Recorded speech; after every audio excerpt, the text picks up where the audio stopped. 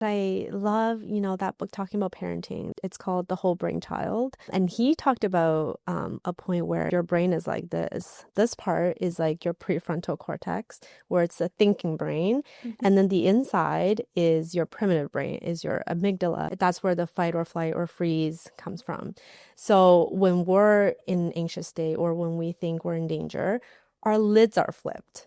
When children go through, when they can't control their emotions, their lids are flipped. And we're thinking with our primitive brain. We're not thinking, right? We're not really doing any of those higher thinking. We're not controlling our emotions.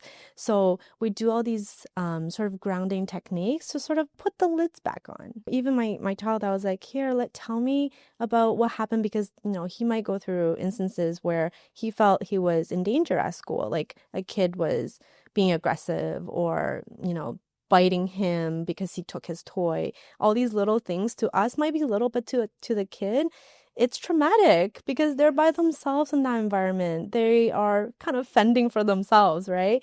So I tell him to retell me the story. And when he's doing that, you're sort of helping him to put reason and logic into it.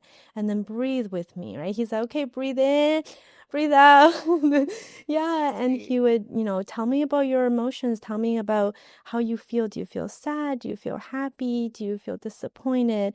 And he's able to use these words. So giving our kids the vocabulary of their emotions. It doesn't have to be something that's very complicated. Something that's very simple, like I feel disappointed, I feel sad, I feel angry, I feel lonely, I feel happy, right? All of these really simple terms, we can help them to name their emotions. And all of these will help us put our lids back on.